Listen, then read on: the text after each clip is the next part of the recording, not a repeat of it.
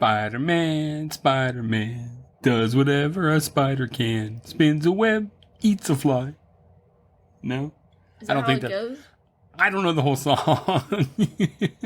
I actually was going to sing the other, but I don't know I don't know that song. Used to say, I keep her in check. She was all bad, nevertheless. Calling it quits now, baby, I'm a wreck. Crash at my place, baby, you're a wreck. Nice. Ooh. She got moonlight. No, it's ooh. Yeah. Some things you just can't refuse. She wanna ride me like a cruise, and I'm not trying to lose. Then you left in the dust. Unless I stuck by you. Alright. You're so fly. It's all I listened to for like weeks. I can understand. Hello, and welcome to the 1-year anniversary episode of the Yes Year podcast. Yay! A couple days late. For those of you that have been with us since the beginning, thank you for sticking with us. And for those that have joined us along the way, thanks for coming along. If this happens to be the first time you're listening, welcome, and I hope you enjoy the episode. So, Beth, a whole year has passed. Well, actually, longer than a year because I can't math correctly, and we are still here. We're just going to call it a year. We're still here. We'll lie a little bit. So, what do you think of the show so far? A year in? No, I hate it. Okay. I was listening to a new podcast. I haven't listened to podcasts in a long time. Yeah. Like, when we started this podcast, I stopped listening to podcasts. Weird. Kind of thing. But I started listening to this one, and they basically just talk. You know, like, sometimes we just do random bits for, like, you know, whatever. They do that for about an hour. Or they'll do, like, Would You Rathers. And it's really entertaining. And they just have, like, weird, topics or whatever. It doesn't matter. Yeah. And, like, it was, like, their first episodes, of course. They're only, like, 15 or 16 in. But I'm listening to them go about and, like, making mistakes and stuff. And be like, oh, we'll fix this for next time. And it's kind of, it just, like, for me, it was kind of like, I remember doing that. I remember being there. Right? Feels a long time ago. And I feel like we've gotten so many in there that I kind of miss those that, like, for me, like, a part of it is, like, missing as of recently. I don't know, maybe it's the movies we've done. I feel like we haven't done, like, anything that I've been really excited about. Like, I don't know. Like, Spaceballs, I wasn't really into that. The New Guy I'd seen so many times, I already knew what that was going to be. Same with The Princess Bride. I mean, same with 16 Candles. We've just done a lot of movies that I've seen, like Ponyo, The Craft I saw. The Dark Crystal was the one I hadn't seen, and I didn't even like that one. That one ended up being crap. It did have a I did like The Butterfly Effect. I was excited about that one. Yeah. I just feel like the last couple of weeks, we just haven't done one that was there, but I was excited for this one. You know what was on TV the other day? I was like, ooh, Critters. Really? I watched it. Oh, I love Critters. Like, yeah! Did you expect us to make it a year? Did you expect to keep going as long as we have? Honestly? I don't know. The last couple of them, like I said, like the last couple ones we've done feel like they haven't really, like, we didn't do them. It feels like we haven't done this in a long time.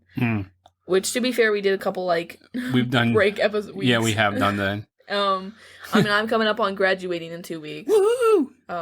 So there's been a lot going on. I got sick a couple weeks back. Woo!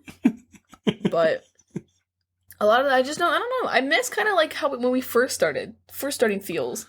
When things were like, I mean, I get excited now when I get, like, the emails and it's like, oh, congrats, you've made it this many downloads. And it's like, oh, wow. Okay, weird. But it's like, when we first started, it wasn't really about that. It was just us talking. And it was just, and now we have sponsors, and now we have, I don't know. It's different. It just feels like a part's not there recently. Okay. Well, we'll put the spice back in it. Yeah. Spicy. We'll have to do, like a meatball. A good old one. Okay. We'll figure something out. We'll figure it out. I definitely thought we would make it a year. Yeah, I did. Yeah. But did not think it would go as fast as it did. No. Like, when I look back at the shelf of watched movies, I think, holy cow, that's a lot of movies. Packed, yeah. I don't feel like we would have I didn't think that we were going to get as popular as we did. Yeah, I agree with that. Quote unquote popular. Right. I mean, we're still a smaller podcast. Compared, but I mean, like, you got to talk to one of your favorite people. I mean, interviews. Oh, that's another thing. The one I was listening to, they were interviewing people, and I was like, oh, that's kind of exciting having someone sit there and ask you questions, and then just talking about random stuff. Yeah. We did a couple interviews. Yep. But that was cool for you. For me. Because I don't listen to podcasts like that. Yeah. You know, for me, it's kind of just like, oh, well, here's someone you know, and you're like, oh, well, I need you to show up. Do you want to have one of your people on the show? Huh? You want to call one of your friends and we can, like, interview them on the show? No. No. What would we interview them about? You like this movie? Yeah. Blech. Blech. I hate that. Blech. We have been all over the map with movies that we've watched. All over the years. And I think we've covered them well. Like I said, I thought this week would be the 1 year anniversary. However, last week was the official week, so bad job by me. But what are you going to do? Anything that you think we should change moving forward with the show? Anything you want to add or take away? Who, me? Yeah. Oh, well, obviously, yeah, I guess. I thought you were going to ask them and be like, email us. I feel like they should email us, though. Everybody should email us. Everyone should always email us. ESGYourpodcast@gmail.com. I would love some emails. I don't know. Yeah. I know that it's just like, we don't do, I was thinking about, like, when we first started. Yeah. There's a lot we cut out from the original script. Yep. Like, we don't do quotes anymore, like, favorite quotes. I only ever do that if there's, like, one, like, from, like, that one really stands out. Right. But we used to do that where it's like, oh, what was your favorite quote from this movie? And be like, oh, I really like this one. Which I feel like could have been a cool thing down the road where we could have taken them and just been like, this from this movie. Whatever. Oops. But we don't do the trailers anymore because I thought it was dumb after a while because it didn't make sense. Right. And, I mean, like, we still have, favorite characters and all that, favorite scenes. Yeah. But, I don't know, it feels like it really just depends on the movie for me. Like, I get excited about, like, wanting to do movies that I've already seen. But, like, at the same time, it's kind of like, oh, well, I know what this movie's, like, what to expect. Yeah. And this is a special occasion. I love this movie. I will talk for hours about this movie. Literally. This is different. But, I mean, like 16 Candles, for an example. Like, we did that one, and I had higher expectations for it. But it gets to, like, where we're coming up on the podcast day, and I need to watch the movie, and I'm sitting there like, oh, I gotta watch this movie still. I'm like, oh, it's a good thing I've already seen it. Yeah. Like, I could just talk about it without actually having to pay much attention to the movie itself. Yeah. Which sucks, because then, like, I do like these movies, but then I'm sitting here, and you're just talking, like, you're going through and you're reading what happened, and I'm like, there's not much to add for most of it. Sometimes, yeah. I get what you're saying. Because it's not like I'm, like, with Labyrinth, you're sitting there, and you're like, this is a completely different way to do movies. It's like a completely, like, everything's not CGI, it's right there, like, whatever, and so you're sitting here and be like, oh, this, and then the thing with the baby, and it's like, oh, blah, blah, blah, blah. But there's not a lot with that, like, nowadays.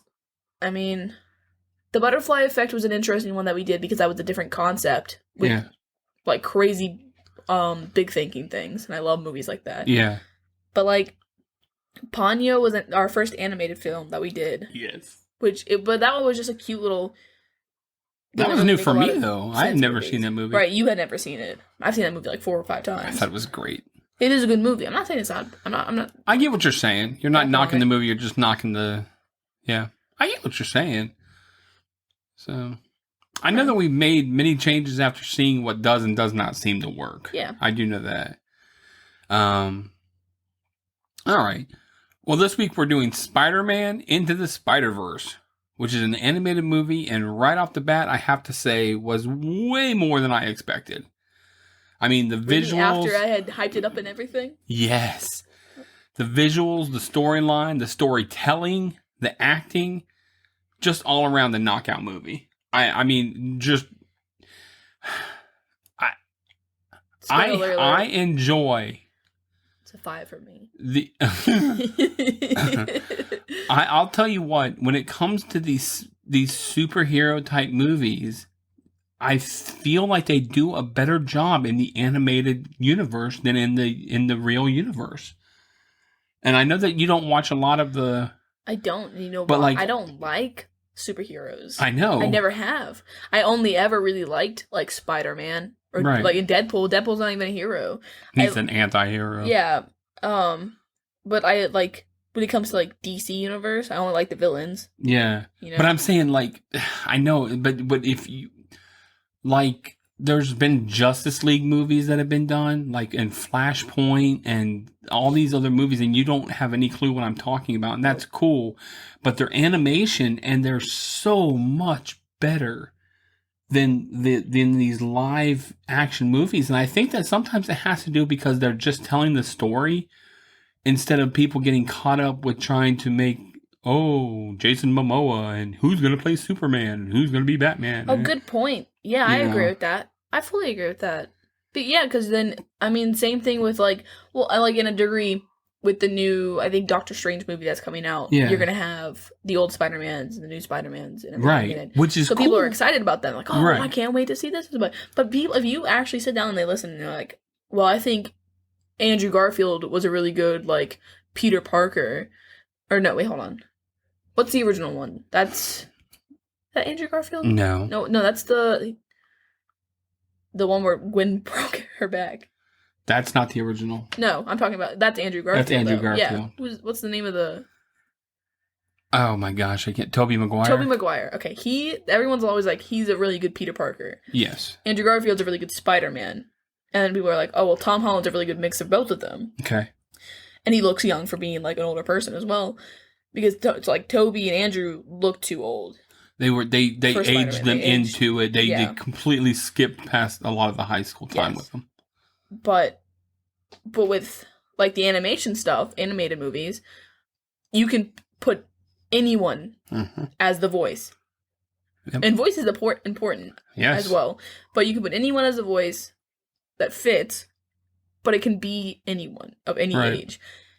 And because like it's all just drawing, you know? And I think you could accept, like, as an artist, I think with the animation stuff, like working, because I've been working a lot of like color theory and expression stuff, and so a lot of that you get more from that, because like, you know, a picture has a million words type thing. You know, you like my favorite scene from this movie, when you sit there and you look at that, you're like, wow, like you get a different feeling that if that was like an actual person, right? Because if you look at it and you know it's a real, it's a person, like human, or like real life, you're like, oh, well, you know, it's CGI, like cool, but you know, CGI is not really happening. This is just an animation, so you're like, in the world, it's really happening, right? So there's nothing detracting from the story. Yeah, I think that happens.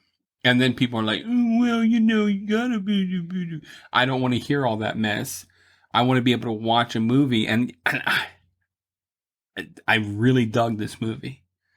I'm looking forward to a part 2. Yeah, same. So, I saw the trailer. Did you see the trailer for Venom 2? I know you weird segue. The Carnage, the Wrath of Carnage. I'm really excited for it. Whatever. People are already dogging it out. Oh, really? Yeah. Oh, I didn't see all that. Like, if it's not canon because Venom couldn't beat Carnage without Spider-Man's help, and it's like, see, that's what I'm talking about. Yeah. It is that kind of stuff like that, where if you in the when they make movies that are animated movies, it's different. Yeah. There's a difference to it. Did you ever watch Venom? No. I watched that twice in the same day. I know. I watched it once in Latin at school because I was on a kick where I was just watching movies at school. Yeah. That's where I watched this for the first time. And then I watched it again when I got home. I did the same thing with Joker when I watched Joker with because that was really good as well. Yeah, I didn't watch that either, but watched. You're not really like sit down if it's not like on TV type thing where like they're just playing through the channels. You're not really a seek out watch kind of thing. Not anymore. Not like I used to be. I used to really be down with obviously. Right. But I don't know. There's so much with stuff, but I watched a good amount of Joker, and it's pretty messed up. It's pretty messed up. It is. Movie. It's very intense. I think it was a good story, and they're making a part 2. Oh, I didn't know that. Yeah. So, well, when you make hand over fist money, they're making a part 2. So they're like, oh, we're gonna milk this cow, you know? Yeah. Well, I liked Joaquin Phoenix. Yes. Yeah. I think that he was a good Joker. Yeah. I think it was a good play on society and social views and everything like that. Yeah, I that think was it the was whole meme that came from it too. society. Society. So. But yeah, I agree. If you actually look at it and you break it down, it's a very the kind of thinky movie. So that's what the whole thing was. Yep. So, Spider-Man Into the Spider-Verse was released December 14th, 2018, which I can't believe it's already been out that long without me watching it. But then again, I guess I can. And for since I watched it, every day since, I was always like, oh, you should watch this movie. It's really good. I really like this movie. I think it's really interesting. I think you would like it if you watched it. So, It's an animated action movie, which I think fits. Yeah. I think that's true. It has a runtime of almost 2 hours. However, it's so good that it doesn't even come close to feeling like that long. And let me tell you some other movies that feel like that for me, and you're not going to agree, is Lord of the Rings movies. The Lord of the Rings movies are like 3 hours, and if you watch the extended version with all the stuff in there, I'm never watching those movies. 4 hours long. But they don't seem that long. I'm not watching. And it's just because you're just into the story that good. Nope. And then even when it ends, you're like, I would, our cover art last week. Yeah, that's what I would look like watching that movie. All small and puny. Yes, with my arms all out, and I would just start floating. Just fade away like Yoda. Just fade. You just ruined my whole day. As soon as you said fade away, I was like, I know, but I love that meme where he talks about now being a parent. Now I know how when Yoda is getting asked so many questions, he just dies and fades away. I love it. Makes me laugh so hard because none of those were good. All the fade away moments were garbage. But when I knew it was coming and I was watching with you, I was so excited because I knew as soon as he faded away, you were gonna be so sick faced at it, and you had ponyo face. Damn ponyo face. Oh man! So the movie revolves around a teen named Miles Morales who becomes the Spider-Man of his universe, who must join with 5 other spider-powered individuals from other dimensions to stop a threat for all realities. That pretty much sums it up. Yep, don't even need to watch it. Yeah, so there you go. Have a good week. The movie stars all types of people that deserve to be named. However, I can't go through the entire list. So we'll just skim the top, and I'm still going to name a lot of people. I believe it's Shameik Moore. Is how you say it? Shameik? I don't know. Miles. Shameik Moore. Jake Johnson. Haley Steinfeld. Mahershala Ali. God, I hope I didn't butcher that. Yeah. Brian Tyree Henry. Lily Tomlin. John Mulaney. John Mulaney? Yeah, John Mulaney. He's the pig. Nicolas Cage. Liev Schreiber. And Chris Pine. Did you know this? John Mulaney plays Spider-Pig. Oh my gosh. I thought you meant Kingpin. Sorry. I knew that he played that because when I first watched this, I didn't know who he was. I just knew him as Andrew from Big Mouth. Oh. So when I was listening to it, I couldn't separate it at first, and I was like, oh, this is horrible. It's 2 different characters, Yeah. Very different shows. No, I love John Mulaney. Great. Really funny. Yeah. Yeah. Yeah, beyond the voice actors, though, the animators of this movie really steal the show and deserve just an applause. Yeah. Being able to have all these different types of animation styles interacting in a world is amazing. And at the same time, having the comic. I love that. Well, did you see when the lights hit certain ways? Yes. You can see it the most. Oh my gosh. And it literally was like being in a comic book, watching the movie. Like you're in the movie though. And you know what? That's gotta be there's one or 2 parts where they have, no, there's one where it's and then. Yep. And it transfers to the next screen, but it doesn't, it's like how a comic book would. Yep. But it does that one time with that.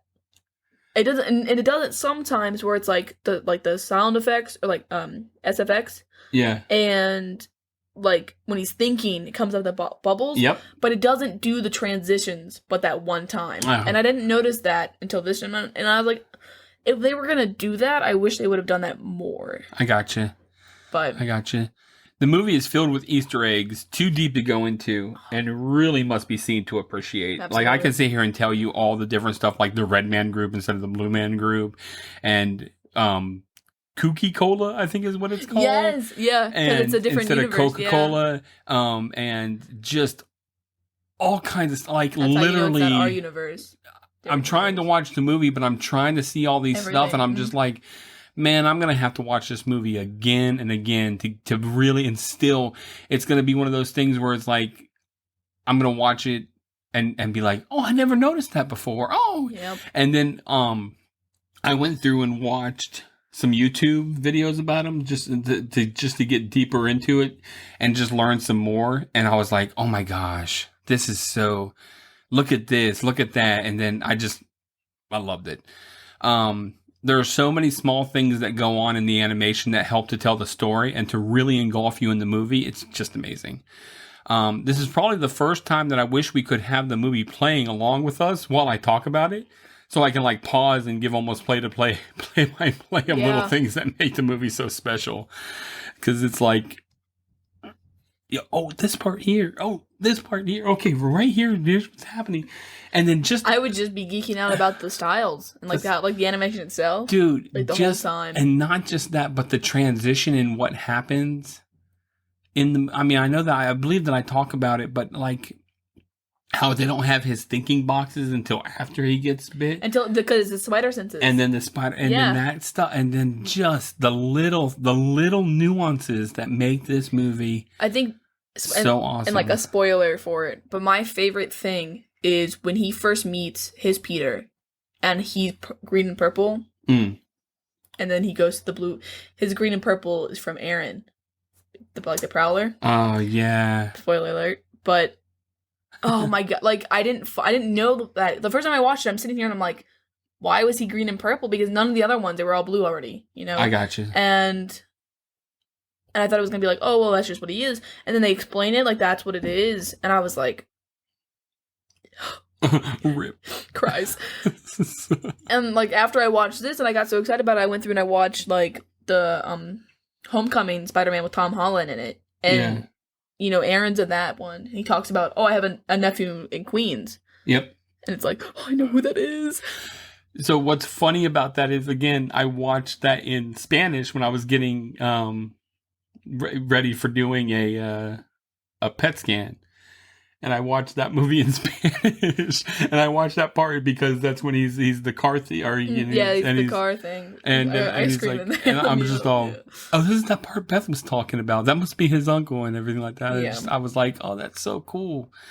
So yeah, it was really funny to watch because I had to watch the actors. Childish Gambino. Yeah, who played him. Oh, really? Yeah, that's cool. I believe so. I could be wrong, but I'm like 98% sure. No. Yes. No, I'm getting the name mixed up. It's the guy who played his uncle in this movie he voiced Miles Morales in the cartoon series. I believe. I want to know. Oh, I'm getting the name mixed up. This guy. It was Donald Glover. See, I get it mixed up. My bad. I get those two mixed up all the time in my head. But just so good, so good, and I love tie-ins and crossover stuff, and just it makes you really appreciate the movie. Absolutely, and then watching it back over again and being like, this is here, and then that's there.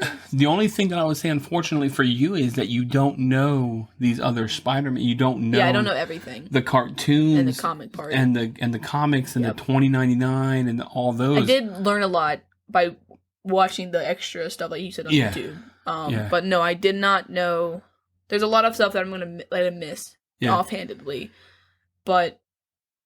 Like, despite not knowing all that, I still have such an appreciation because it's such an amazing movie. I'm not knocking right, obviously. At all. I'm simply saying that it's so deep, it really is deep, and to watch it and to really appreciate, and then to have seen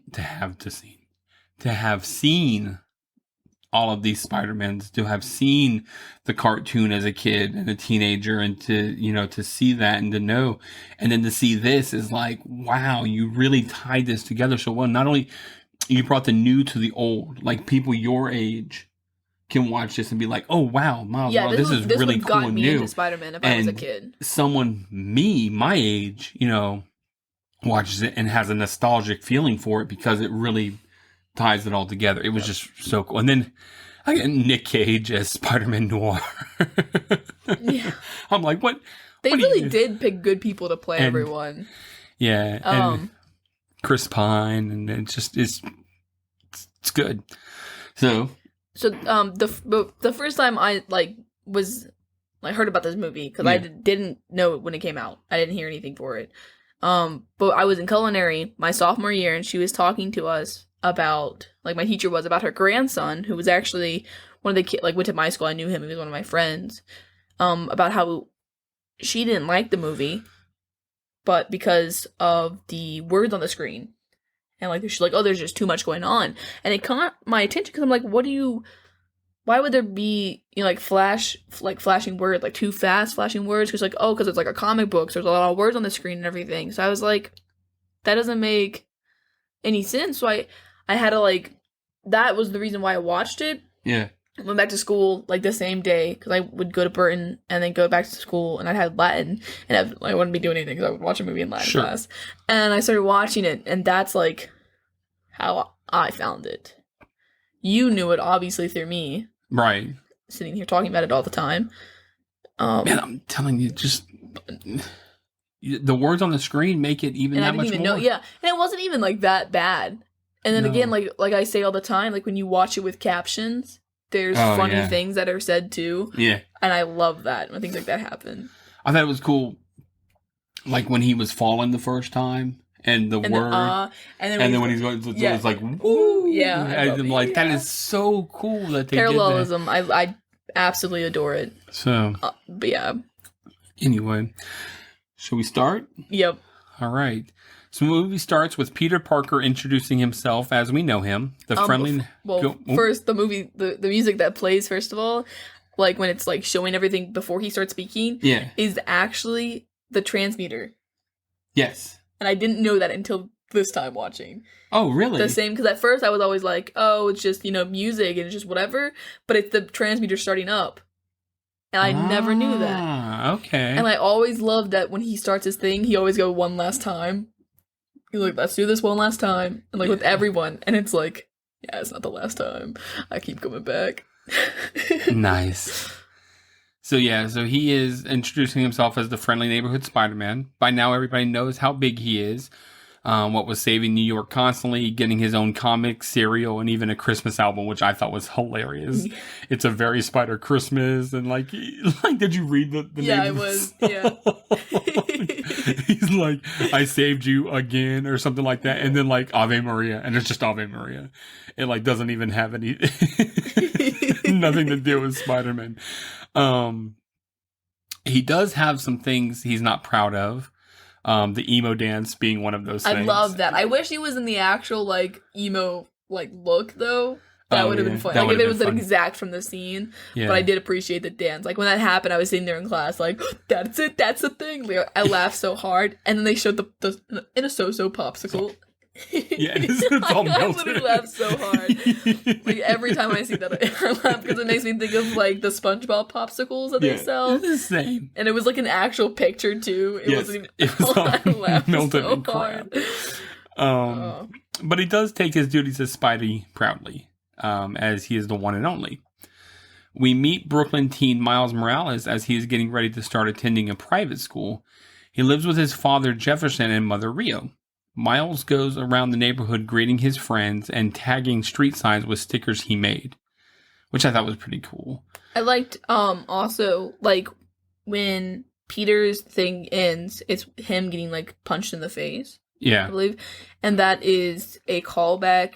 Obviously you wouldn't know it first, but the first time the transmitter's starting up, that's the intro, the music starts and it's starting up, and then him going is the first time like the thing starts up, and that's why they're fighting. Okay. Because then when Miles goes to see him again, the second time, he's like, "You can't start this up again. Like, you're gonna kill everyone." Because like he already knows because it's already happened. So that's what happens there. I gotcha. And that's why they talk about, like, if you listen in the audio, they talk about an earthquake. Because Okay. like when he's walking down talking to his friends, like, earthquake last night, I didn't feel nothing. I was, sleeping like a baby. So it's just little things like that you wouldn't know. But it's so interesting, like, the second time you watch it, because you're sitting there and you're like, oh, this happens, and you wouldn't even be able to, like, such tiny details. That's cool. Yeah, I love that. And I also loved his relationships with his parents, how his mom was like, Miles, hurry up. And he's like, in a minute. And you're like, Mom, I gotta go. In a minute. And I love that. It was so cute. I always love that. Jefferson, a cop, catches Miles and escorts him to school in his cruiser. As they ride to school, they see a news reporter on Spider-Man, whom Jeff is not a fan of. And it made me think of the Andrew Garfield one with Gwen's dad. Yeah. Because he doesn't like Spider-Man either. And I believe that he was also in the Force. Yep. So I was like, oh, well, kind of same vibe. Yeah, that was cool. Once they arrive, Jeff tells Miles he loves him, but Miles fails to say it back. Jeff then uses his radio to force Miles in front of the others of students to say, I love you back, embarrassing him, which I thought was just, it was funny. Just classic. It's classic dadism. And then everyone starts picking on him. So.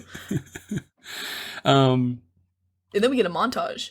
Which already made the movie a 5 out of 5. I mean, me and montages. I love montages, but oh gosh. And it was such a good representation for school, especially it being his first day. It's a private school. He's got books, and the books start piling more and more and more. Yeah. And he's sitting there, and then we get to the next scene. Yeah. He's also trying to get kicked out of school and everything. Yeah, which I thought was funny. Yeah. Miles gets into his schoolwork as he tries to adjust to the new environment. During one of his classes, he meets Gwen Stacy, who doesn't immediately tell him who she is. Later, Miles sneaks out of his dorm to visit his Uncle Aaron, who is Jefferson's brother and sort of the black sheep due to the criminal activities. Oh god, and the music they play while he's going down the streets and everything just fits so well, because it represents, like, how he sees Aaron and how, like, he feels, like, the coolness of, because they play, you know the song? Yeah. Yeah, so, it's just, I loved it. I like that. In Miles' theme, I was reading, they actually use an actual spray paint can. They actually have it playing in there so you can actually hear in Miles' theme, like his music. Yeah. I was just letting you know. I thought that was interesting. Yeah. I'm not trying to, I didn't mean to, I'm sorry, I didn't mean to throw you off. Yeah, no, I'll get, and I like that when he showed up, he took a picture of him, put all the things, did I scare you? Oh. So Miles tells him about Gwen, and Aaron tells him to do a shoulder touch to try and charm her. The shoulder touch. Cries. The two then go to the tunnels near the subway so that they can do some graffiti, since Aaron is fond of Miles' artwork. As Miles spray paints the walls, a radioactive glitching spider crawls up his leg and bites his hand, after Miles takes a picture of his artwork. I loved how dramatic, like, I loved how it was all dramatic with the cell splitting and everything in his hand, and then it's just slap. Yeah. Anti-dramatic. And it was so just cute. Yeah, he taps the spider off his hand before leaving with Aaron. Yeah. He doesn't really... But the music gets all dramatic, and it zooms in on his hand, and, like, the cell splitting and everything, because he's infused, and it's just womp. Yeah. You're like... And then we get a really cool time lapse. And I love this because it's like, you could do this easily with a real life movie. Yeah. But this has got to be like you're watching this happen, you got everything going on really in, like, fast paced, and then he wakes up and, like, and you get to see his roommate as well, which I love his roommate's design because it looks so much like the like Tom Holland's best friend in Homecoming. Yeah. Ned. Yes. So that's really, I love the parallelism there. But when he then Miles wakes up the day after and he's standing there, he's like, he's all like the cameras, like, it's like a what's that? Not bird's eye, but the under, like, worm eye. I don't know.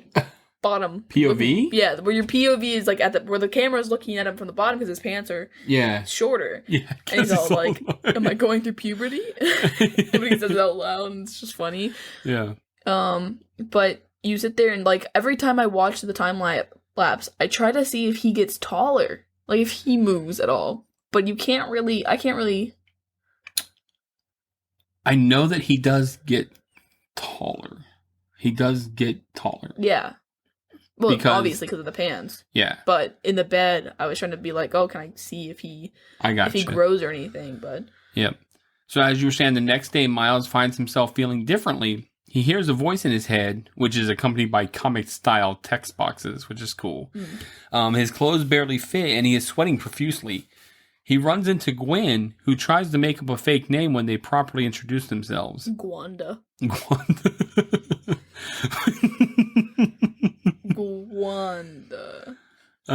Miles tries to do the shoulder touch, but he only gets his hand stuck on Gwen's shoulder and then her hair, leading them to have to go to the nurse to find... But it's important to note that she tells him, just relax. Yeah. If you see there, because she, later on when we find out, she says that she kind of knew, but didn't really know. Yeah. But the whole relax thing, because that's what Peter tells him later on, too. He's like, just, what helps you relax? Yeah, but the nurse has to cut her hair off. Yeah, and that sucked. But then, like, the handprint on the side of her head. Which was so unnecessary, because he could still, like, stick his hand kind of out. Yeah. So it's like, you just cut it around, like, yeah, that's crap. It was great. It's just... From a teenage boy point of view of trying to like a girl and then just it going absolutely just crap. Yeah. And then just not just crap, but like horrible to the point to where you I can't talk to this person anymore. Yeah. You're like, well, we can't even be friends. Nope. When Miles tries to go back to his room, he is found by a security guard who calls him out for leaving his dorm. Oh, I love when he's walking. Well, when he leaves it, he's like, okay, well, nobody's gonna know. And then it's all like, everybody knows, a big text, but it doesn't say it out loud. Yeah. Like, everybody knows. And then he's walking through and he's like, she knows, he knows. And they're like, whoa, she's tall. I love that. That was so funny. Because, like, that's what I was like, oh my gosh, that's a huge lady. And then it's like, and then he says it. And I'm like, oh. That's so awesome. That's so funny. And then he bumps into the officer. Like, I guess the dean? I don't know really what that would be.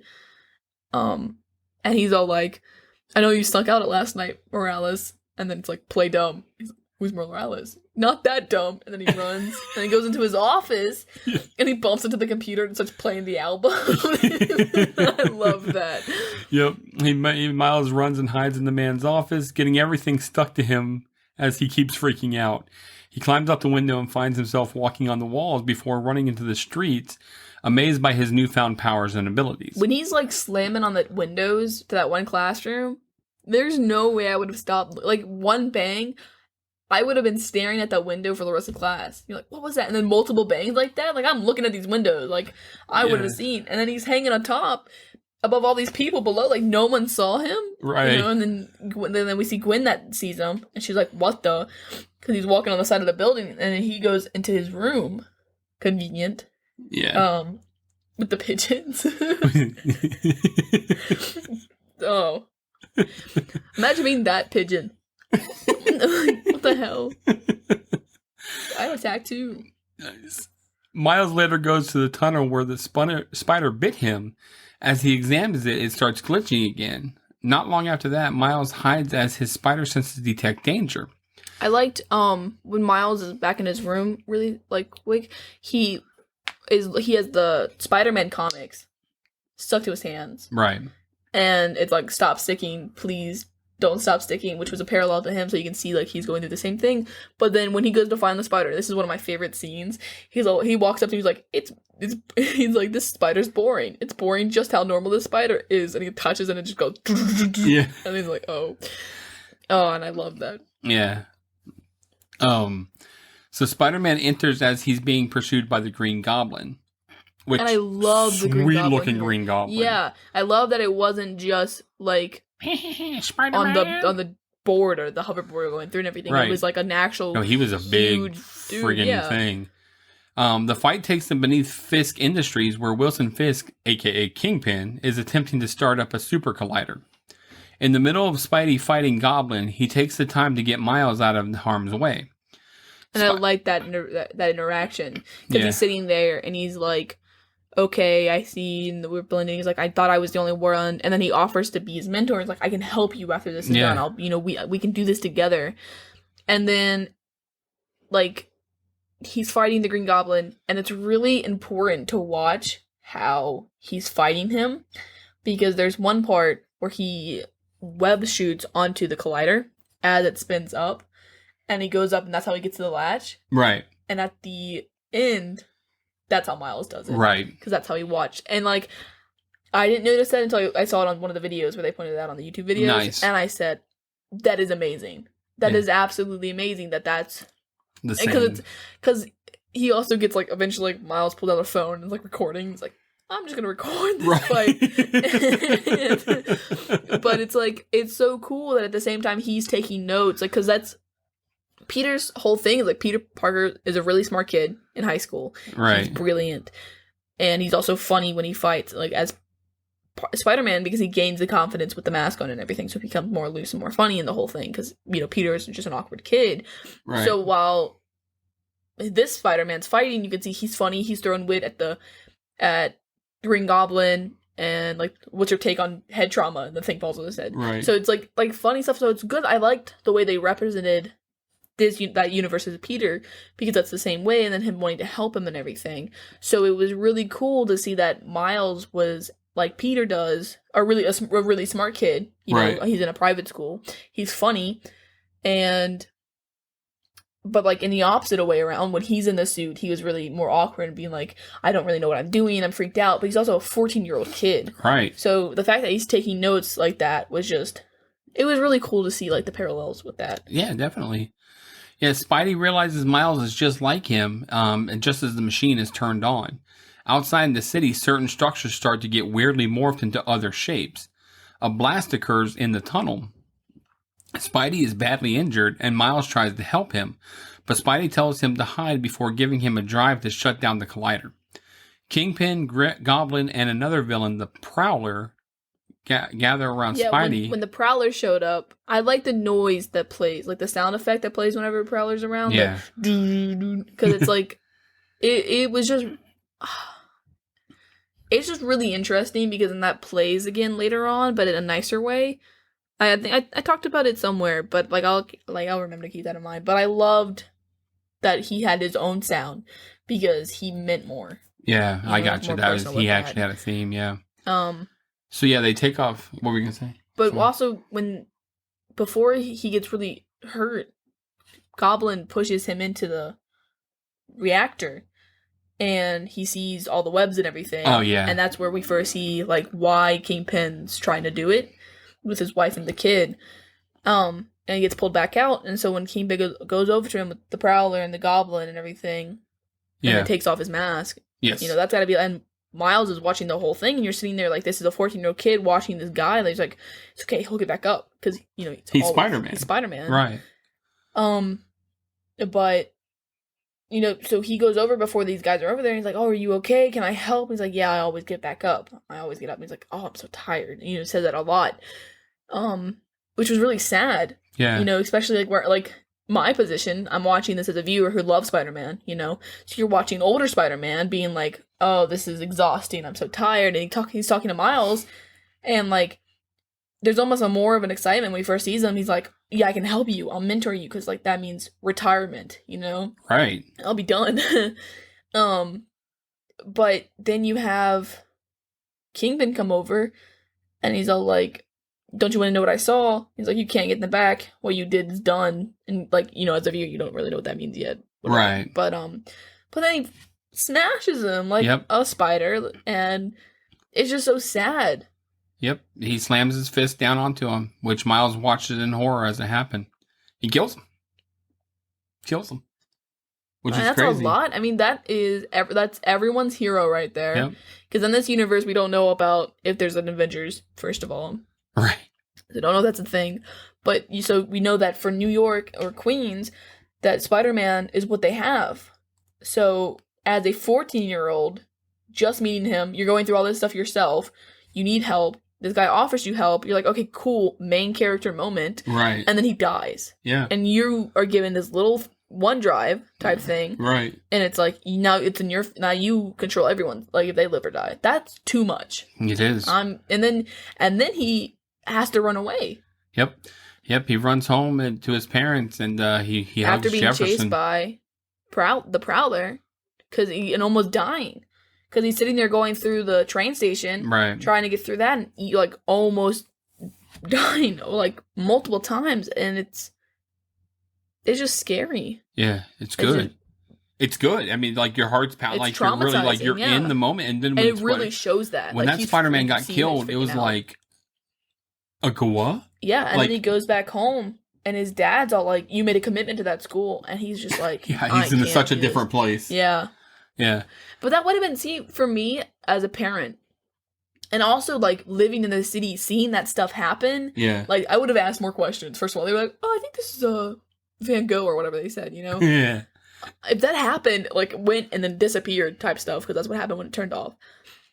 And then my kid comes home, and they're really upset.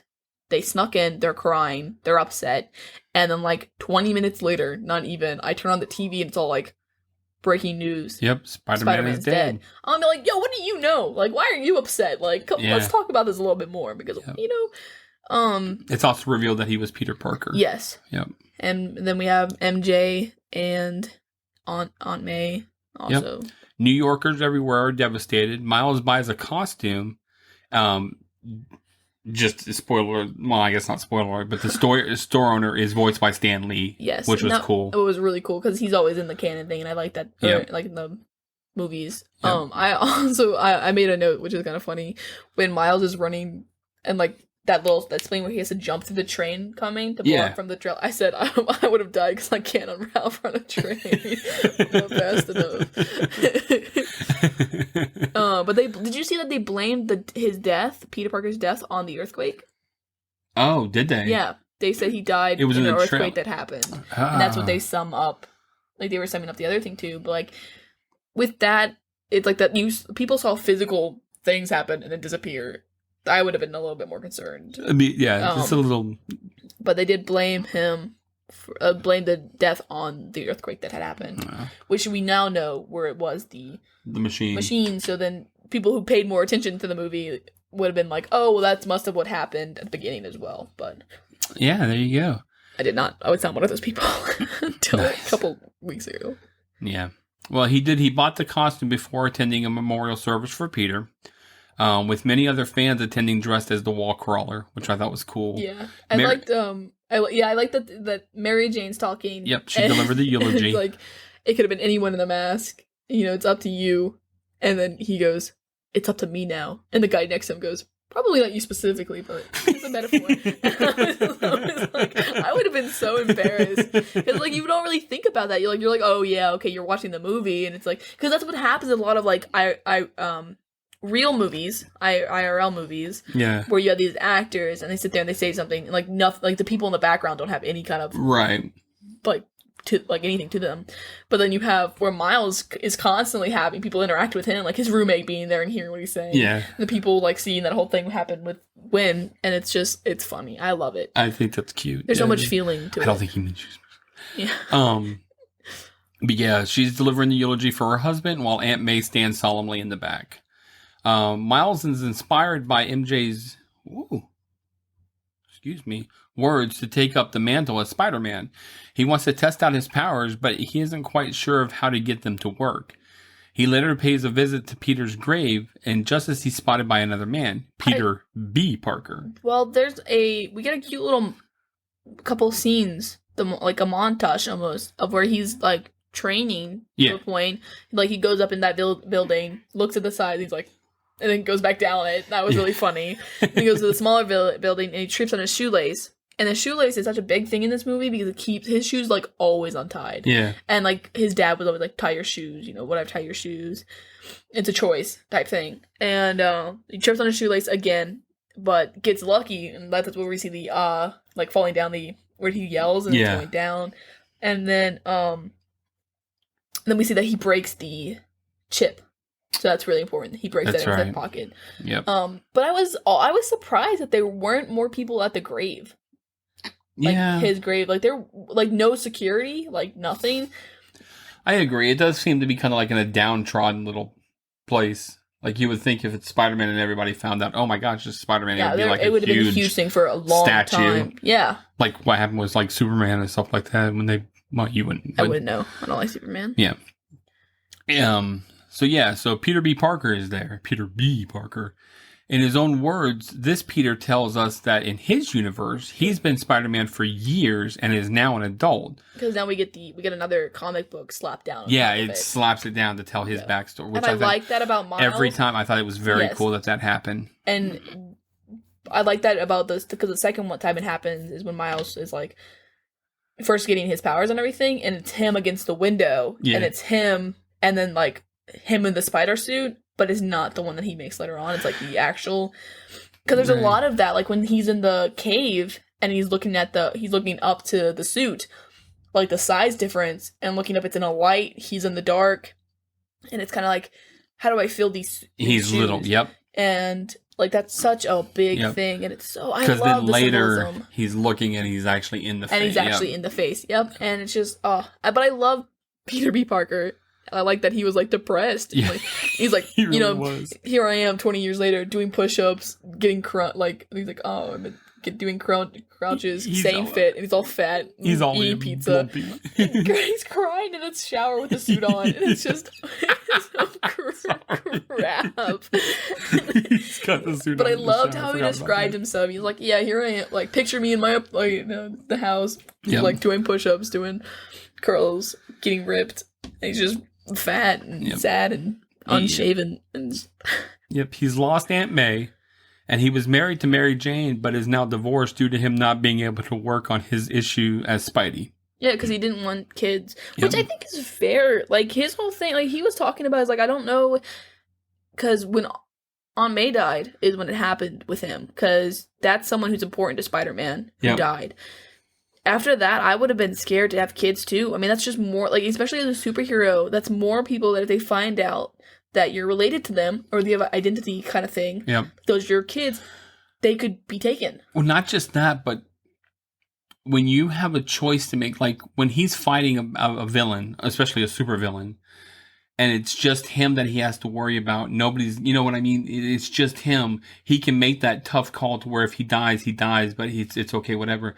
Now, if he's got kids, if he dies, his kids are orphans. They don't have a dad anymore and stuff like that. So he has to make it. It makes those making those hard. Save the city or save my kids. Right. I'm gonna save my kids. They're my kids. But yeah, I loved he become depressed, gained weight, didn't want kids. And then the collider turned on, which pulled him into this dimension. Which was a really cool scene of how he got sucked up into it. And then he tried to get the pizza as well. So crap. So crap. He's such a fatty. Now after finding Miles, he gets knocked unconscious, leading Miles to try and swing away with him. And it was cool that progressed, like his comic book progressed into that scene. Yeah. Like it was continuing on with his story. And I loved that. I loved that. And like, you want to know what happens next? So do I. And then it happened. Oh, God, so good. He was dragging him all through the city, like a corpse. On his head and stuff like that in the street. It was funny. I was laughing so hard. I was like, oh my gosh, this poor guy's going to be all beat up. This is definitely interesting because he sits there and he's talking to him and he's all like, why, you're Peter, like, how are you alive? And he's like, I'm from a different, because, whatever. He's like, can you help me and everything? Or no, I guess that's after. But like, he's in the beginning because he's unconscious. The cops are like, hey, what are you doing? Drop the corpse. Right. It's like, gug up Spider-Man. Ew. Like, horrible realization, but like, I guess a real possibility, Yeah. Like, but then he's got like, zapping on the train. He's got the snowman's face on him. And he's like, with the kid, there's a moment where the kid's like listening to something. He looks over to the window and he's like, waves at him. Yeah. I like how the police were going after him and they ended up crashing on the street as people were walking past them. Yeah. And like, he's like, go around New York. Yeah. And I'm like, no, all right. And they just walk on him. So, like, yeah. Yes. Good representation. Yes. Absolutely. Fantastic. Miles brings Peter somewhere for safety. He questions Peter as how it's possible that he's there alive. When he correctly guesses the alternate dimension theory, Miles takes out the drive that the Peter of his universe gave him, which other Peter calls a goober. But it's broken. Peter frees himself and takes the broken goober to try and find a new one so that they can get it. Watch the mouth, watch the hands. Right. Which is important. Yep. So they can get back home. As being in this dimension causes him to glitch and be unstable. I get my favorite quote from this movie, from this scene, because when he's on the thing and he glitches, because he's like, I don't think you can do it by yourself. And he's like, glitching. He's like, I don't think my atoms are real jazzed about being in the wrong dimension. And I love that quote. It's my favorite quote. Absolutely. Sweet. And then you have where Miles is like trying to guilt trip him. He's all like, you go with that, Spider-Man? Yep. And he's like, yep. And he goes over the top. And then he's all like yelling. And he's like, don't let him win. Don't let him win. And he comes back. I just love it. I love their relationship. Yeah, before Peter can head off on his own, Miles guilts him into letting him join so they can make things right together. So, Miles and Peter, dressed in their costumes, go to the Alchemax labs, which I thought it was really cool that they had Alchemax labs in this There's one. the burger scene first. Oh, go ahead. They're sitting there, because that's important, because he's like, I think it's fun. It makes me uncomfortable how the way he eats, but I like that he's like, you have money, right? But here you have more where Miles is trying to be like, you're going to teach me how to get there, we're going to swing there type stuff, and he's like, no, we're going to take a bus. And then they're on the bus, and he's all like, you gotta keep your legs fresh, you'll thank me later. Or no, because when they're at the burger scene, he's like, you got any tips for me? And he's all like, yeah, baby powder on all the joints, and something with the suit, and that's it. And he's like, that's all that's all you need to know. And it's like, bro, there's the rest of it too, right. Like everything else. But I like the bus scene because they're sitting there in their outfits. Yes. On the bus with people going to the Alchemax. And then when they get there and they're sitting next to each other and he's got a cape on and he's all like, take that off, that's disrespectful. Take that off, it's disrespectful. Yes. Oh, and it's so funny to me. I forgot about that. And then he also says in this scene, Miles says, why'd I get stuck with the janky old broke Spider-Man? Broke hobo Spider-Man. Oh man, janky. I love that. He is really out of shape. You have to watch your lookout. And what I liked about this is then when Miles is sitting there, because he breaks the rock, and he's like, oh, that's new. But he looks over and he sees Kingpin go in, and when he's seeing this Kingpin, he like freaks out, right? PTSD, because he's like, oh my gosh, that's scary. And in that moment, we get a prime example of the hero, like, thinking mechanism, because he had a choice to make. Yeah. He could have stayed there, but he decides to go back after Spider-Man. And it's important that, we get more of this, because when he's in the vent, and he runs into him, he's all like, what are you doing? He's like, I couldn't leave you. I'm not letting another Spider-Man die. I'm not doing that again. Right. And then that's when we get a really touching moment between Peter and Miles, because he's all like, usually they're trying to kill me, so it's nice to have someone on my side. So. Yeah. So Miles and Peter, dressed in their costume, go to Alchemax Labs, where the data on the collider is being kept. As they try to find a way to sneak in, Kingpin and his henchman, Tombstone, and his top scientist, Kingpin's, they go by. I never knew Tombstone. Yeah, Tombstone was actually driving a bus that hit Spider-Man. Like if you slow it down, he's like the driver of the bus, which I thought was funny. Like there's one scene where he's like, in this movie? Yeah, I think so. Oh. Yeah, well, it was. I meant like in general, like the only villain that I didn't. Oh, he's just a villain. He's just Tombstone. I think that he's like made of like rockish or something like that. I don't know. I don't really know him. Yeah, I didn't really know him, but I knew Doc Ock, obviously. Yeah. Which I love that, because like, can I assume your friends call you Doc Ock? Oh, my friends actually call me Liv. Yeah. But Yeah, so Kingpin's motive for operating the collider is to reunite with his wife Vanessa and son Richard. We get a nice flashback for that as well. Yep. Years earlier, they watched as he tried to kill Spider-Man, and they fled from him, only to be tragically hit by a truck. Yes. Which, like, shoot. It's a lot for just 1 second. But it's like, it's not enough to make, like, it doesn't even make me feel bad for Kingpin. It actually makes me feel worse, like, ew, I don't like you more, because you sit there and you were trying to kill Spider-Man, got caught for it, and afterwards you decided to kill him again. Like, this is why they left you and died, and you still decided to do that? Like, the hell? Yeah. Miles and Peter manage to sneak into the lab and find the room with the computer. Miles starts freaking out again as he can't unstick himself from the ceiling. And we see here that Peter says, relax your fingers. Yeah. And he's all like, what? Think of something to do that makes you... he's like, be in the moment. And Miles says, I am in the moment. It's a terrible moment. It's so funny. Yeah. So Kingpin and his scientists are just outside the room whenever he's stuck. Yeah. Miles then also finds out he can turn invisible while he's scared. Yeah. Which was cool. Yes. He is really cool. I like that he had abilities because, like, the glitchy spider should give him abilities, to be fair. But, Peter turns the computer around. He's like, remember this password. Oh, no, he doesn't turn the computer. He's like, he just tells them. He's like, 4, 5, 6, 7, D, 3. And I'm like, no, that's it. I couldn't remember any of that. I'm done. We're like, I'm going to get the first 3. And after that, no more. But yeah. Yeah. The scientist then enters the room, forcing Peter to try and charm her. She's impressed to find Spider-Man alive, but only so she can kill him herself. She then reveals her name is Dr. Olivia Octavius, a.k.a. Doc Ock. Yeah. I like that during this, Miles is, like, trying to go through on the computer, and when he loads it in, he's, like, the question mark, he's like, what the hell? Because, like, the desktop is, like, I hate people with desktops like that, where all the, like, files and everything are just on the front. Like, if you look at mine ever, like, I have folders for folders for folders, because I just, organization. Yeah. And he was like, organize your desktop, lady. And he's disgusted. But it's interesting because when she's talking to Peter, she's all like, oh, yeah. And I bet you've been experiencing the cellular decay. And she's like, that must be so incredibly painful. And then he glitches and everything. But it's interesting because that's a big part of being there. Like, yeah, they need to leave this dimension. Yeah, it's bad. But I liked that when they're escaping and everything. We get this really cool scene where they're running and he goes like invisible to visible, and like they run into Gwen, and he's like, "Oh, you have a buddy? I didn't know you had a bit of whatever."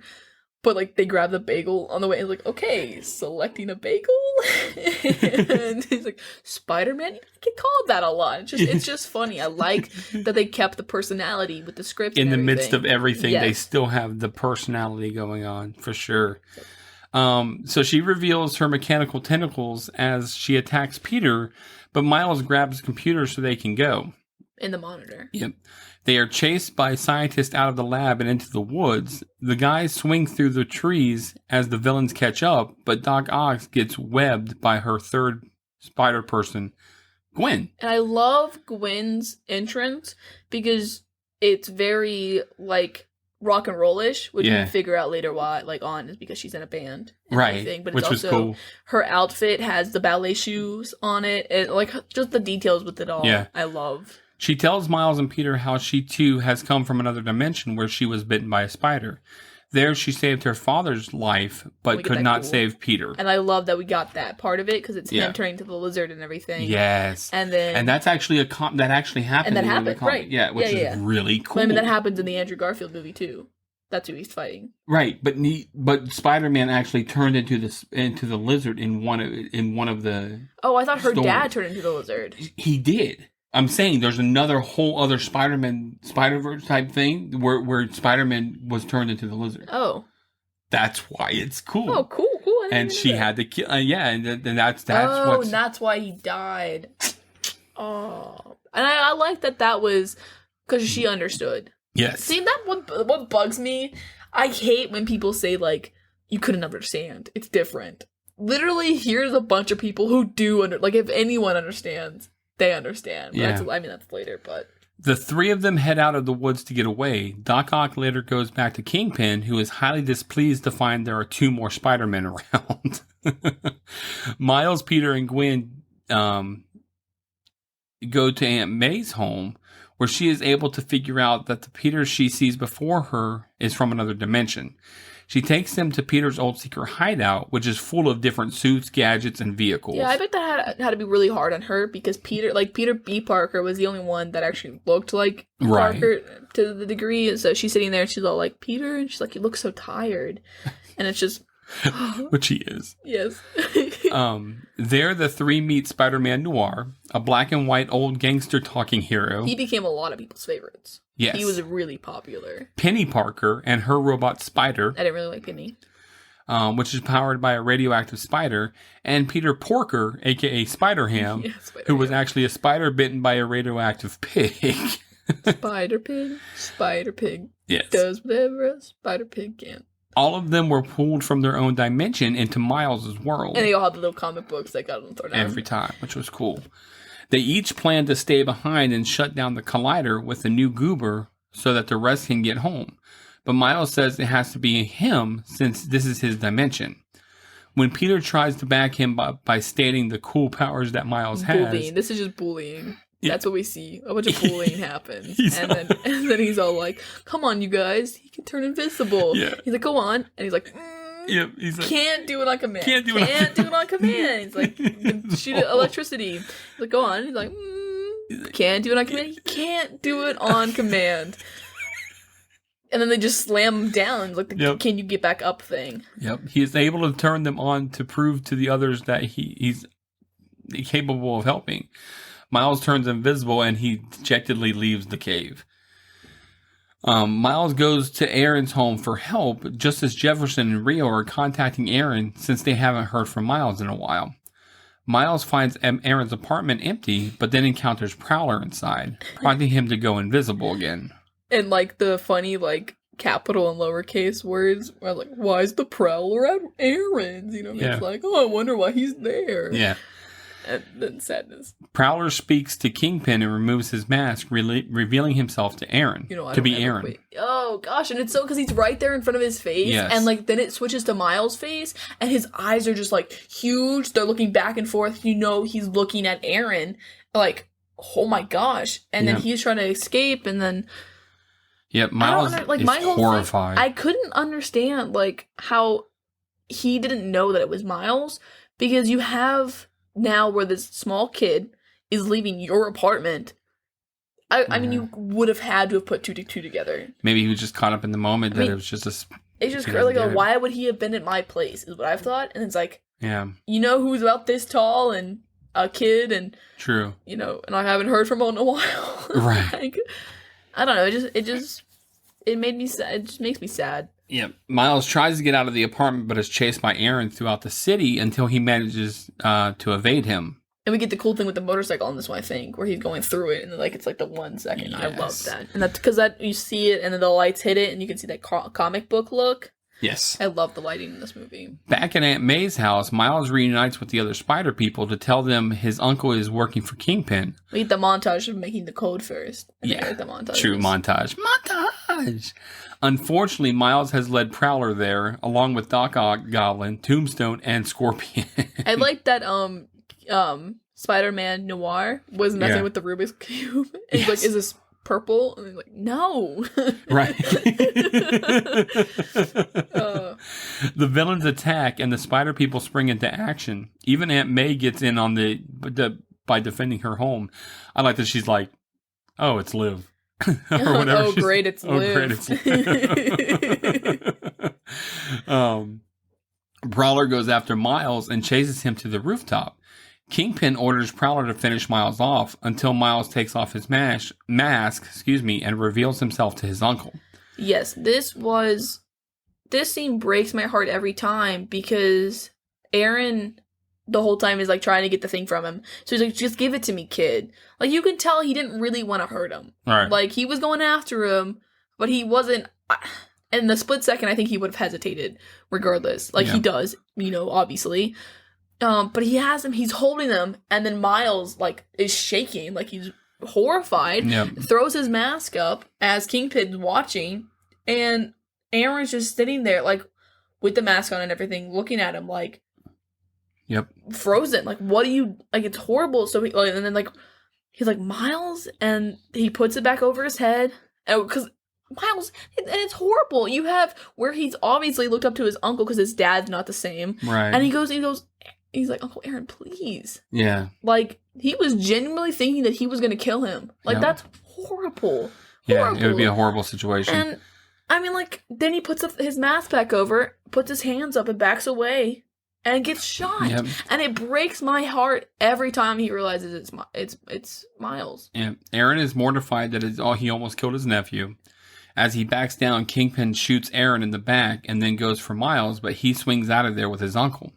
He takes Aaron to an alley where he is dying. Miles blames himself for what happened, but Aaron encourages him to keep pushing forward. Yeah. And Jefferson finds Miles over Aaron's body, sending Miles to flee, and Jeff then sees his brother and breaks down. Yeah, thinking that Spider-Man killed his brother. But what breaks my heart more is if you listen to the dialogue, Aaron dies thinking he disappointed Miles. Yeah. Thinking that he doesn't.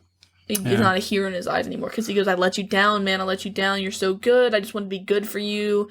And I chose the wrong path, but you chose the right one. Like, keep doing you. Like, you're great. I'm sorry. And then he dies without Miles being able to be like, no. Yeah. You know, trying to, like, anything. And then his dad shows up. And as he's trying to mourn his uncle, who is like his dad to him. Right. And his dad then's like pointing a gun at him, so he turns invisible and goes off. And the whole time he's sitting here and he's like, no, his dad thinks that he killed his brother because he's like, I need a new profile on a new Spider-Man. And it's like, right. That's Which to horrible. me, I can appreciate that kind of stuff, but at the same time, he's shot. When does Spider-Man ever use a gun? Yes. Right. I mean, but you know, like that was my only issue with it when I was he doesn't like Spider-Man to begin with. Right. But I mean, if he had been like crushed up or something like if Kingpin had like crushed him up and then he sees him and he's all broken and then Spider-Man's over him and it's like, oh, you did this. That's cool. I get that. But the fact that he's shot, I would have been like, I don't think it was Spider-Man did this, but I understand that in the moment, though. Like, you know, you see your brother, he's the Prowler. I can't imagine everyone's got to know the villains, you know? Right. So Prowler, bad dude. It was also very symbiotic to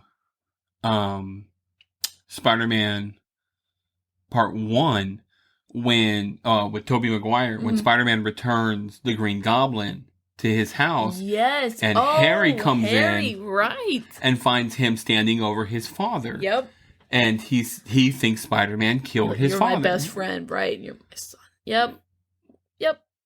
So I really... See, that's what I'm saying. I'm watching this and I'm just like, oh, man, this is so cool. Yep. So Miles returns to his dorm where the other spider people meet up with him.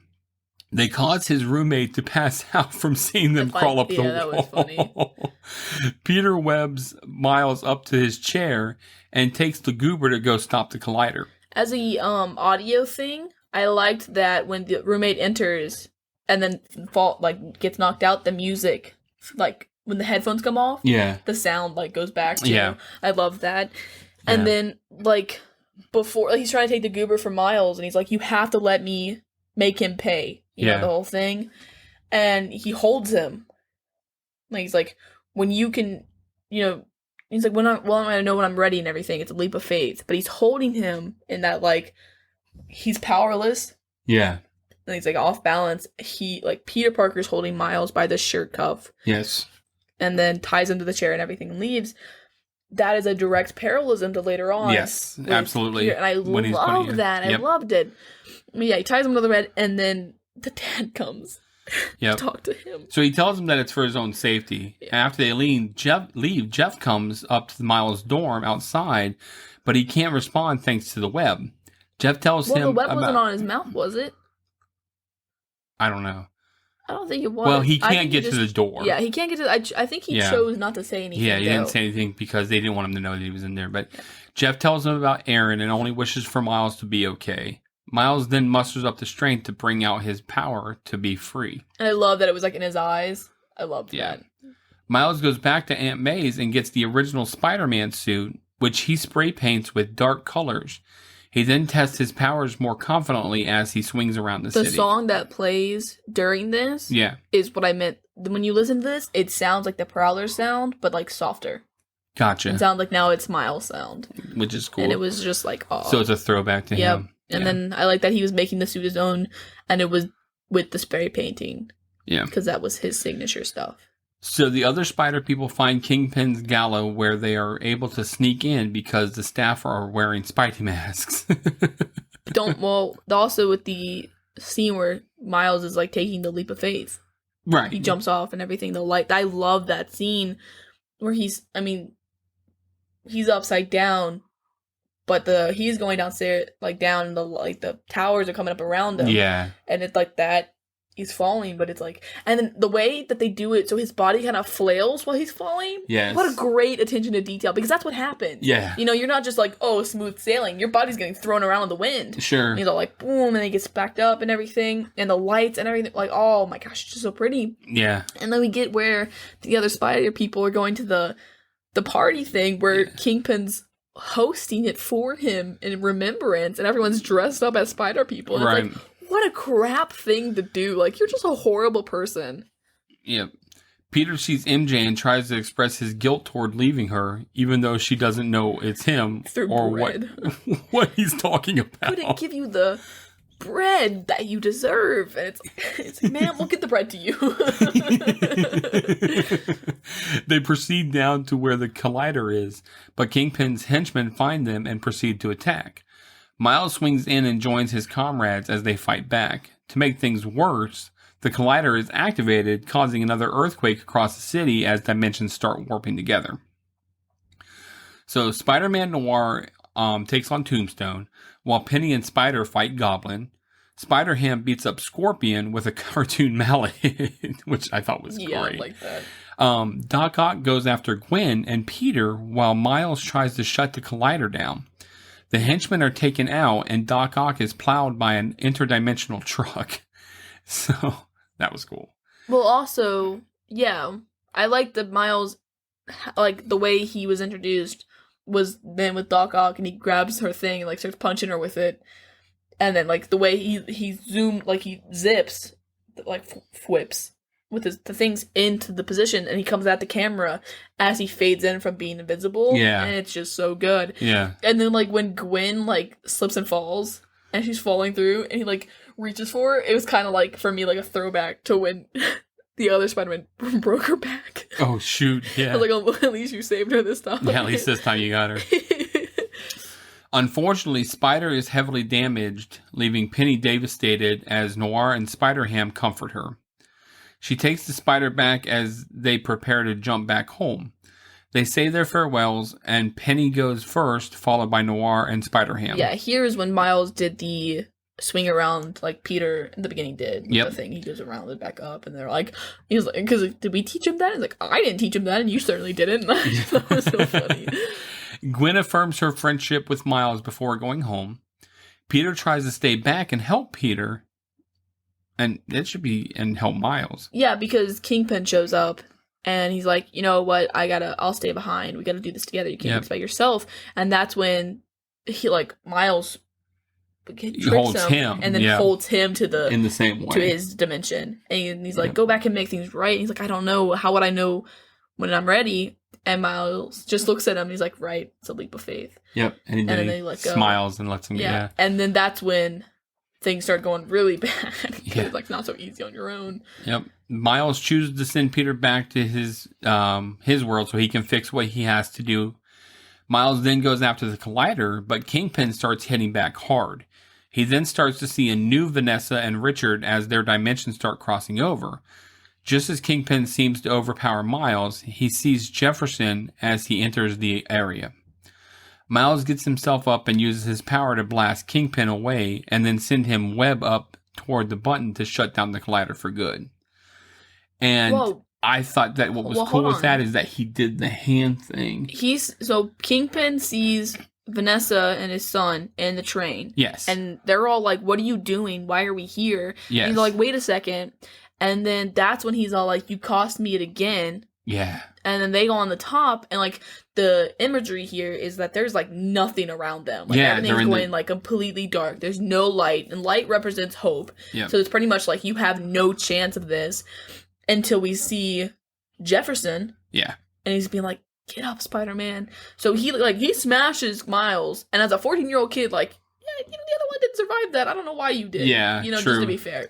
But this man, he looks over, and then why Kingpin, like, let him get back up as well. Like, whatever.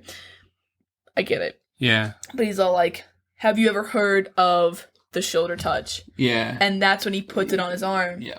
And he's all like, boom. And that's why he sends them, he's like, touch the button for me.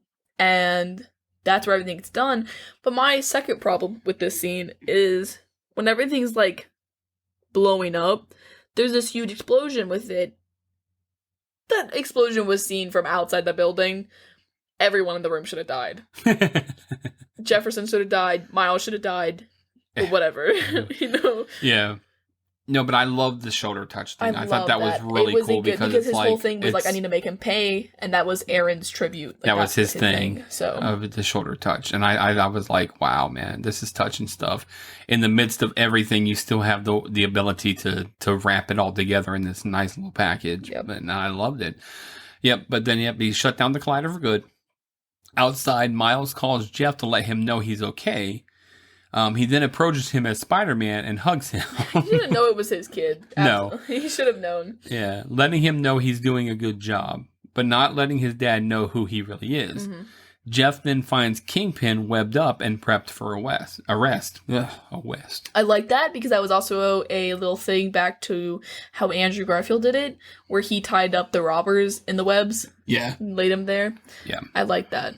Yep. Miles now assumes his regular school duties while also taking on his role as the new Spider-Man, earning a number of new fans across the city. Meanwhile, in Peter's dimension, he heads off to patch things up with MJ. As Miles settles in his room for a nap, a dimensional portal opens and he hears Gwen's voice calling to him. And that's got a minute? Pretty much the end of it. Which is foreshadowing. But then there is a dedication for Stan Lee and Steve Ditko, which I thought was really cool because they both passed, and those are the original Spider-Man guys. And then after the closing credits, there's a scene where Miguel O'Hara, Spider-Man 2099, learns about the other Spider people from his assistant Lila. He travels to Earth. I read a big little Wikipedia sheet for that, yeah. And the whole thing and I learned a lot of stuff about a lot her and him and his background and everything with it. Yeah. And I was like, this is too much for me. He travels to Earth 67, where he ends up in a weird pointing argument with Spider-Man from the 1960s cartoon.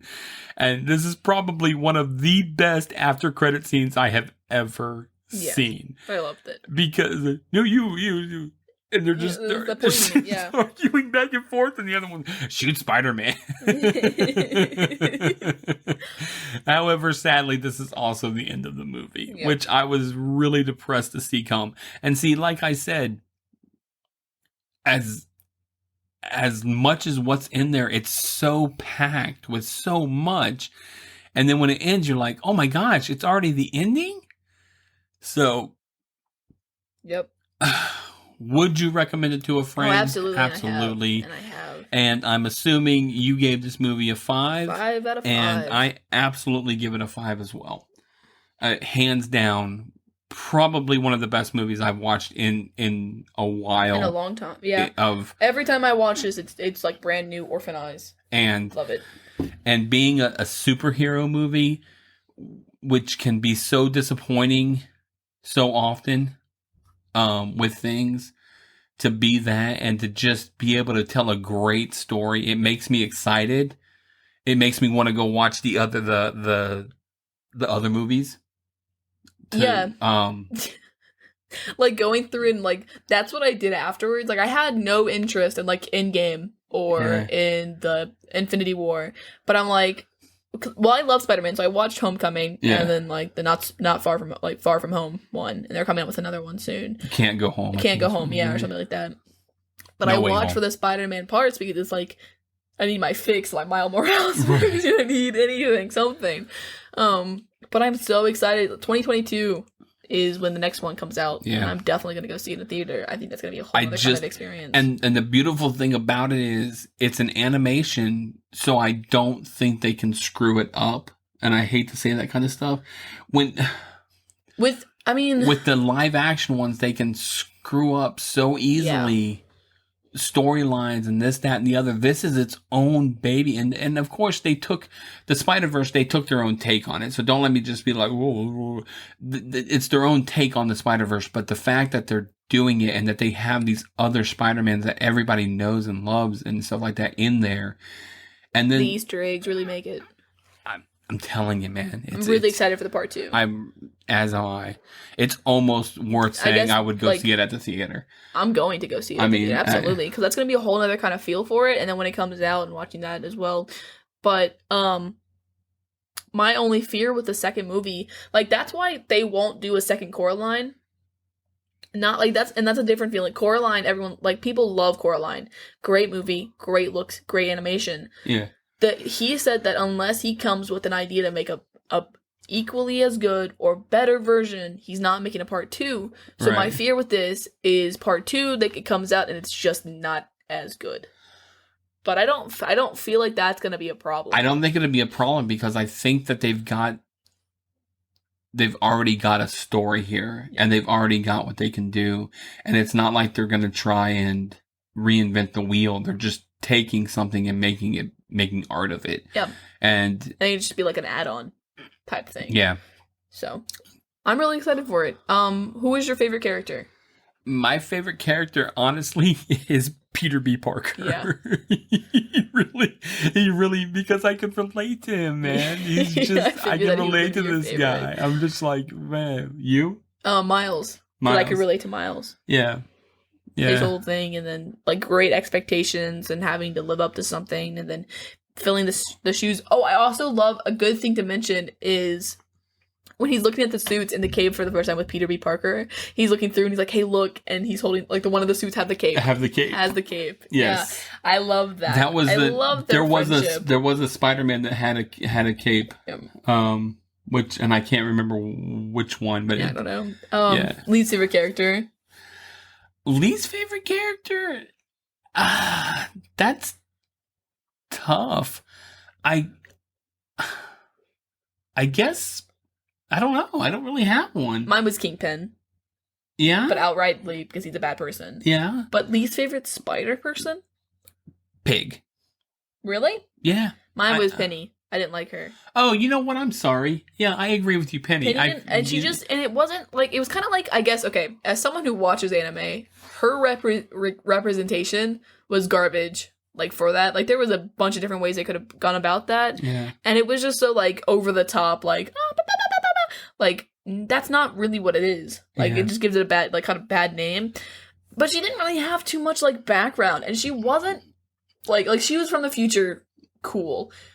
But she wasn't a real spider person. She was really filler. Yes. She was very filler character. I think they wanted another character in there, but they didn't want somebody to detract, but they also wanted somebody that was going to be different. Yeah. And it was like a different style as well, which was cool.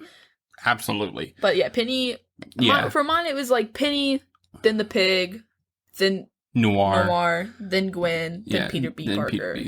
I agree with that. That's the same. And when you say least favorite character, probably her, honestly. And I didn't say her because I forgot about her. I literally forgot about her. She's not a memorable character for me. But Kingpin, just because, the villain type thing. No, I think that he played that villain fantastically. Yeah. Oh, that's fair. I know I hate least favorite character. And I love... so hard, but yeah. Penny, I guess, than mine. I love that his reasoning was still so good, and they still were like, "Why are we here?" They still realized they were still upset. Yep, that he's a piece of crap. Mm-hmm. And did you even see that one of the versions of him? You see, you don't know anything about Daredevil. No, there was one version where the kid he was kind of in a suit and he had glasses on. Did you see that? If you watch again, what do you mean? What scene? In the train when there's the different versions of. Of his kid and wife, when they kind of flash. Oh, yeah. One of them is kind of like it's the Daredevil kid. It's really freaky. What's the Daredevil kid? Daredevil was another character. Right. He fights Kingpin. Or he's like Kingpin is like his main. Oh. Bad guy. But it's not like his son. No. Okay, cool. No, but it was just a version. Maybe like he was a fan of Daredevil or something. It was just really cool. And there was also. When they were fighting, did you see the Brooklyn Bridge was kind of like red? Yeah. Okay, that vision like that is how Daredevil sees because he's blind, but he hears with sound and like vision and things become. So it was like that. So it was almost like a throwback to that world. It was so cool. See, that's what I'm saying. I bet that might have been like as well. Like that was during, I think, when Peter B. Parker's was open. when his and like they're like it's like the universe is coming to us. Yeah. And maybe that was like in his universe, that's where Daredevil is. Yeah. So I don't know, man. oh, That was cool. really I mean, that's a cool thing to think about. It's just everything, and being able. I think that's another thing. Be able to have imaginations about what this movie is and what it means and what it doesn't mean. I could be completely off. Yeah. But it's so cool for me to be able to tie that together with me and say, oh, you know what? Maybe that's this, that. That's just neat, man. It's just a cool movie. Favorite scene? It's so well done. Favorite scene is tough. We'll break this up. Favorite funny scene and favorite overall, like, imagery. The favorite funny scene is him and Gwen when he's stuck to her. That to me really had me laughing. Yeah. That's my favorite funny scene, I believe. Yes. Mine's probably going to be my favorite funny scene is probably definitely where like in the lab when he's like shaking the screen at Peter and being like, what's the last four? And he's like, oh, you don't look a day over 46. And it's like that whole interaction. I love that. That or Peter be in the suit crying in the shower. Yeah, that or his introduction. And like honestly, yeah. But favorite overall scene, like big meaningful scene. You know, he's got. It's so tough because to me, there's a big four. There's him with the original Spider-Man in his universe. At the beginning? Yes. Or like when he died. When he died. When he was like, okay, man, we got you out of it, and then he died. There's that scene. Yep.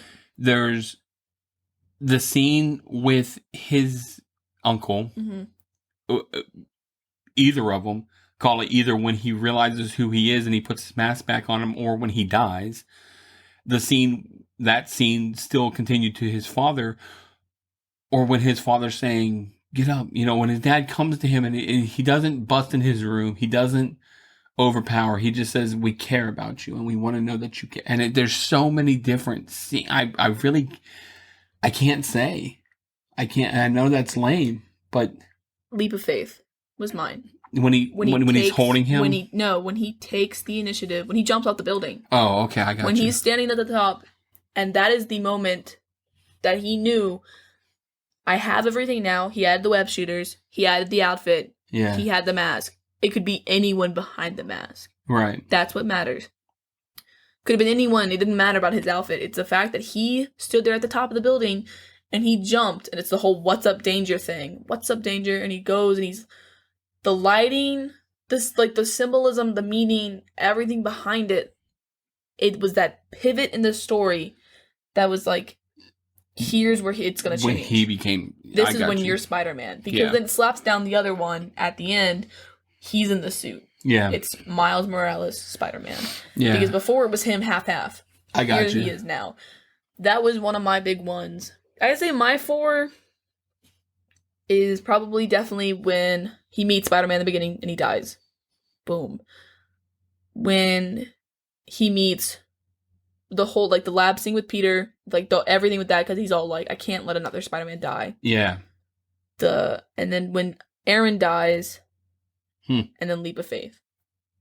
I got you for the Leap of Faith. Those are mine. I think the dad, to me, wasn't as big of a character. Okay. Because even like the talk when he comes to Miles and he's all like, he doesn't even tell him like your uncle died, so he doesn't even know why. Like he's like, you should know that he's like, there's something that we need to talk about. He doesn't say that Aaron died. I thought he did tell him that he died. No, he didn't. You think so, but he doesn't. He's like, we need to talk about something when you're ready. Well, he comes to tell him about it. Okay. And because he thinks at this time that he's still mad at him. Right. You know? So he's like, whenever you're ready to talk, we need to talk about something, and it's going to be a lot, but just know that I'm really proud of you. And it's like, okay, cool, thanks. You know? But his uncle just died, who at this point in time meant more to him than his dad did. Yeah. He was more there for him with the spray painting stuff, teaching him stuff. Yeah. Like when he was stressed out, he went to his uncle. Parents versus mentor. Right. Yeah. So you have that. So like in my mind, like the dad like was there, but it wasn't like as big. He still focused on the spider part, but like it was like that talk was like, okay, yeah, now I'm ready to get out of this. You know, cool inspiration type thing. I got you. And then he's there at the end where he's like encouraged, like, get back up, you know, Spider-Man, you can do it. Yeah.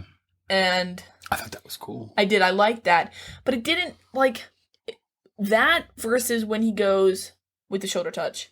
The shoulder touch got me. Yeah, you're right. I get you, man. I feel like that's what I'm saying. The dad wasn't, like, a big one of the four for me. Okay. It was just, like, it would have been a sub thing to the whole uncle thing, but it wouldn't have been its own for me. Okay. And that's just after, like, how many times I've watched it and being like, yeah, I think out of, like, characters, you're not on the top list for me. Okay. But. Cool. Whew. All right, you want some trivia? Yeah, absolutely. I got a lot. It was really hard. So it was announced shortly after Stan Lee's death at age 95 that he had recorded a cameo for this film and that it would be his final voice acting role. Phil Lord and Christopher Miller felt it was important that Lee be given a bigger moment compared to previous Marvel films because he is so integral to the spirit of this movie, and considered his role extra meaningful following his death. So that's why he's all the way throughout this movie. I don't know if you actually know. If you hit pause anytime a train goes by, because all the animators wanted to animate Stan Lee, he's almost every single train. He's the train? He's in every single train. The train. So if you pause it when it's going by, you'll see Stan Lee standing there. Oh. Yep. The unique animation style of Spider-Verse aims to make the viewer feel as if they are in the pages of the comic book. According to Phil Lord and Christopher Miller, the film combined the latest computer-generated animation technology with hand-drawn artistry. So I thought that was neat. Yeah. Completing the animation film required up to 180 animators, the largest crew ever used by Sony Pictures Animation for a film. I bet. I bet that took a really long time. The bagel text as the bagel hit the scientist's head was a joke pitched to the animator that took seriously and added it in, and they loved it. You know what I'm talking about? When they throw it back and it's all... bonk. Yeah. Doink. Doink, yeah. I thought that was so good. I laughed really hard at that. To eliminate motion blurs in the film, the majority of the animation was done in twos, meaning there were only 12 images per second rather than the usual 24. So I figured that would mean something to you. Yeah, and that's why it looks kind of... Crispy. Crispy. Is what they call it. They call it, it's why things look crispy. Yep. It looks like, or boxier, almost, but not like square, but like... You know what I mean? Yeah. But, yeah, that's interesting. I usually do my stuff in sevens, and that's a lot. 7 frames per second. Yeah. Make up 1 second. And that's where things look slower, but it's still, like, smooth enough that you can tell. The more frames that you have, the smoother it looks. Right. So, it's like, versus, like, if I went, like, 2, it's like 1, 2, you know? And then, but with, like, 24, you would have every single slowed down little motion with that. Yep. But that's crazy that they only did it in 12. Yep. One of the many ways the ImageWorks team paid tribute to old comic books through the visual style was to imitate the imperfections of offset printing. So, like, when it's, like... Yes, and I love that. Yes. Because, like, that's where, like, I noticed that with, like, the coloring. Yes. How it doesn't fit the line art all the way. I love that. Nope. And you can almost always see the dots and stuff like that. The comic book film. Yeah, which is supposed to be, like, they literally did it like that on purpose, which I think is really cool. Yep, loved it. The creators have outright stated that Penny's animation and design was particularly inspired by the Sailor Moon anime. That's fair. That's fair then. That's what she's supposed to be like. And that's older anime. And that's what I meant when I was like, I kind of didn't like that, because... like, newer animated is a lot of, like crisper, kind of, like, it looks cleaner. Like, I mean, Studio Ghibli movies. Yeah. You know, boom. Like, that looks so much nicer than the giant, like, sparkly eyes and the, just, like, peace sign stuff. Like, yeah. I don't know. It was just kind of whatever. But I've never watched Sailor Moon because I don't like the style. So ever since. I did. When I was in the Navy, and I worked overnights, we had this one TV and it picked up these certain channels, and what came on from like 6 a.m. to like 8 a.m., it played the Sailor Moon episodes. So like literally I watched season 1 all the way until the end, like when she had the little wand thing and all that kind of stuff. My friend watched it and she told me that because I asked her, I was like, is this worth the watch? And she was like, it's one of those things that like, it's not particularly interesting, but it's like worth it if you like the retro kind of like things. But it wasn't like, so I was like, no, it wouldn't be my thing. I don't know that you with what you like. I don't think it's kind of like it's on par with Pokemon, kind of like that kind of feel to it. I don't know. It's older anime. Yeah, makes sense.